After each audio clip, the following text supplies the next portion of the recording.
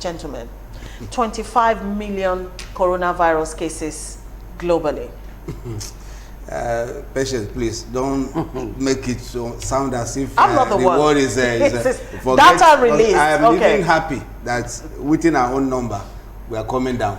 So whatever they are thinking, I think the thing is boomeranging, you know, because they never believed that Africa will not be experiencing what Mexico, Brazil, US is and Europe is experiencing, and that's to show that God is still in Africa anyway. Okay. Because with what the WHO, you know, said earlier, it's like by now we'll be picking dead body on the streets of Africa, but it's never done that way. But be that as it may, I still ask everybody to be cautious, to be careful, you know, observe the rules, but don't imprint. Let me say it.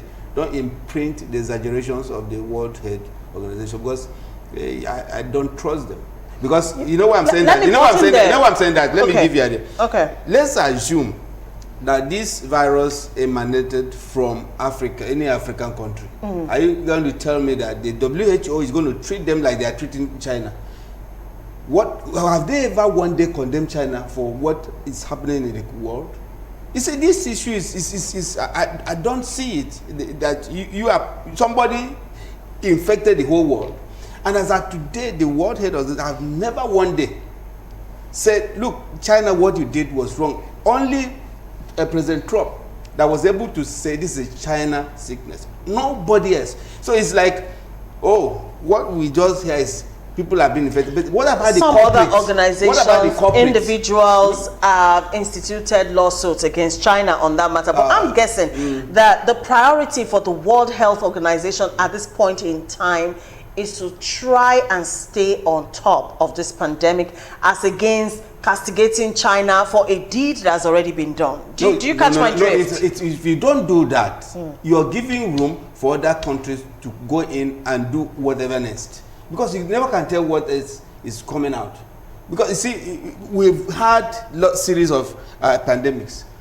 China is escaping it. And don't forget that we, the scientists anyway, when you notice that nothing happened, you can go in and one, there are two things involved when you're doing your scientific recovery. Either want to put a positive impact to the society or negative. The issue that you want your name to be out.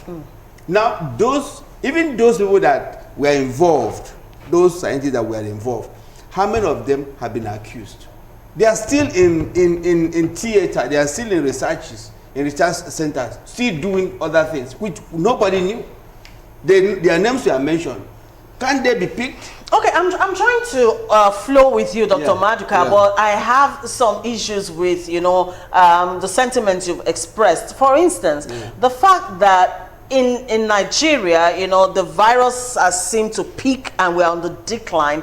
Does that take away from the seriousness of this pandemic? No. On Sunday, it was all over the news. Hold on, sir. Okay. It was all over the news. India recorded over 73,000 cases in one single day.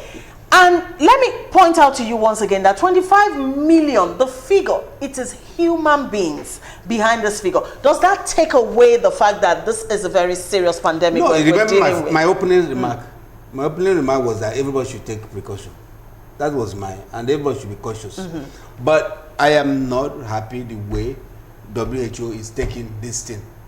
One, they always reel out the number. What have they been able to do to ensure that this is going down? For instance, all the research institutes that they've been mandated to come out with vaccine or whatever drug they want to, which of them can they say, okay, look, let's try this?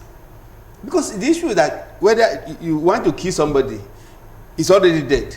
But just prescribe something. That's what doctors do. Doctor will not say because you already died, they will not prescribe something for you. You will just prescribe by adventure. You will just wake up.